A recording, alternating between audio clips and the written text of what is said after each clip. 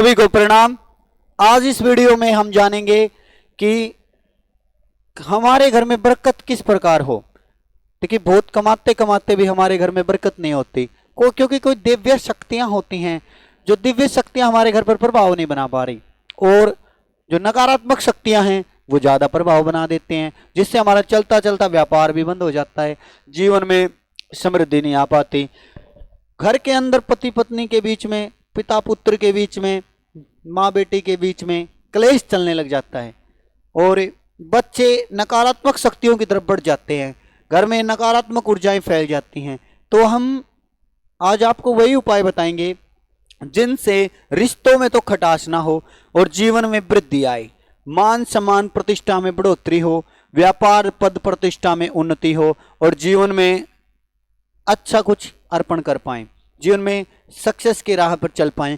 और एक सबसे बड़ी बात हमारे होती है कि हमारे कार्य जो होते हैं ना, वो एकदम से सही चलते चलते रुक जाते हैं, वो सफलता नहीं मिल पाती।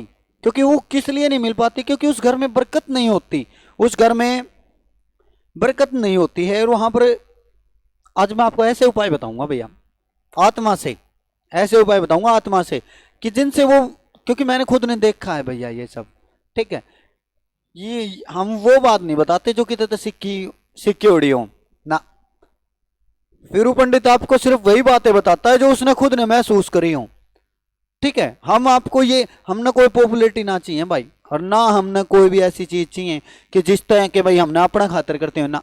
अपना भगवान का दिया, श्रीमद नारायण का दिया सब कुछ है, ठीक है। किस्मत कर्म इन चीजों में नहीं, हम नारायण पे विश्वास करते हैं। हम सबसे बड़ी चीज ये है कि कर्म किस्मत कैसे बनेगी? अगर नारायण की शरण में जाएंगे तो सब बन जाएगा। परमात्मा सबको देता है, श्रीमद नारायण सबको देता है, पर कमी कहां रह जाती है कि हम अपने घर में छोटे छोटे ऐसे दोष उत्पन्न कर लेते हैं जिनके कारण हमारे घर में समृद्धि नहीं आ पाती, वो वृद्धि नहीं आ पाती, वो जो हमारा हक है ना, हमारा फल है, वो नहीं मिल पाता हमें।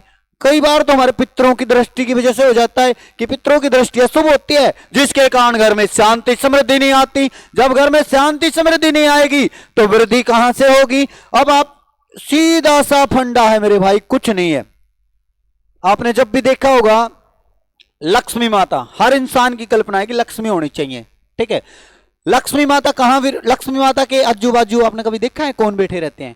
लक्ष्मी माता के एक साइड में आपको मिलेंगे गौरी नंदन श्री गणेश जी, और दूसरी साइड में बैठी मिलेगी मां सरस्वती। तो जिस बच्चे के पास ज्ञान नहीं है, जिस बच्चे के पास वाणी नहीं है, जिस बच्चे के पास सरस्वती की अनुकृपा नहीं है, जिस घर में या जिस इंसान के पास वाणी में मधुरता नहीं है ना, वहां पर लक्ष्मी कभी नहीं आएगी। तो सबसे पहला तो वाणी का संयम होना जरूरी है। दूसरा, श्री गणेश मतलब रिद्धि सिद्धि, वही घर रिद्धि सिद्धि को पाते हैं, वही गौरी नंदन गणेश जी विराजमान होते हैं जिस घर में शांति होगी, समृद्धि होगी। और आज हम आपको बताएंगे कुछ ऐसे उपाय जो आपके जीवन में चमत्कारी होंगे, दुर्लभ। ये आपको कोई नहीं बताएगा, कोई नहीं बताएगा। हम आपको इसलिए बता रहे हैं क्योंकि आप सब हमारे अपने परिवारजन हो, और हमारा सिर्फ एक ही मकसद है, सनातन को मजबूत करना और हमारे धर्म की रक्षा और हमारे धर्म की पुण्यावर्ती और उस धर्म में बढ़ोतरी।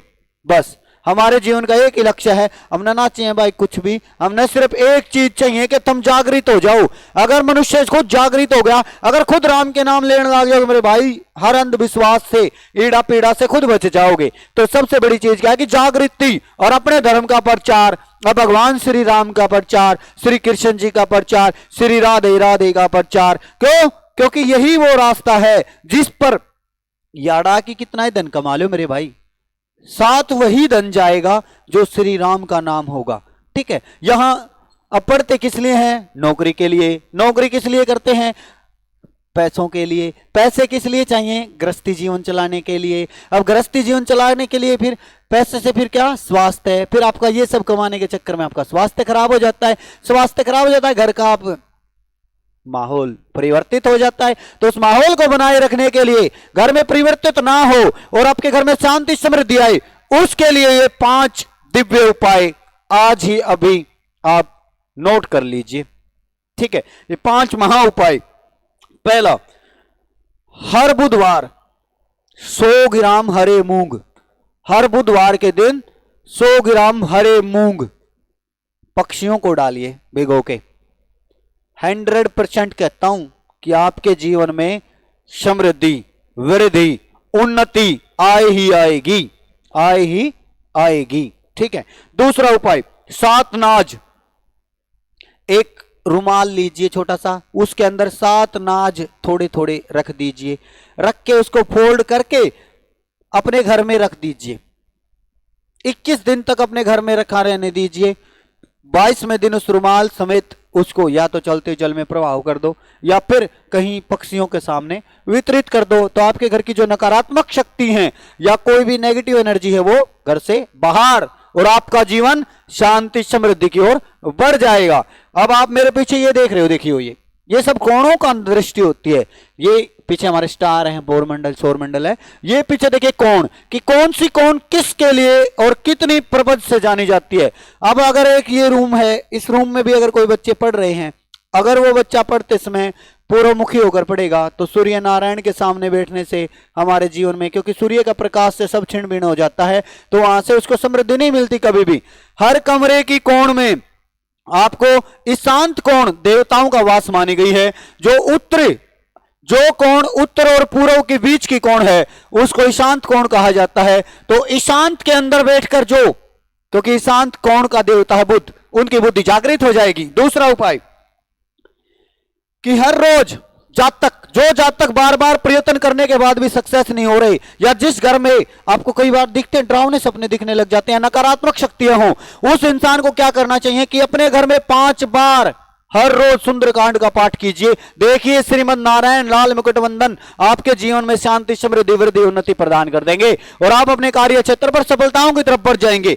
तीसरे स्थान पर कि मंगलवार के दिन एक काम नोट कर लो, अगर किसी का व्यापार में घाटा होने लग रहा हो या किसी के घर में क्लेश बढ़ने लग रहा हो, तो वो सिर्फ एक काम करो।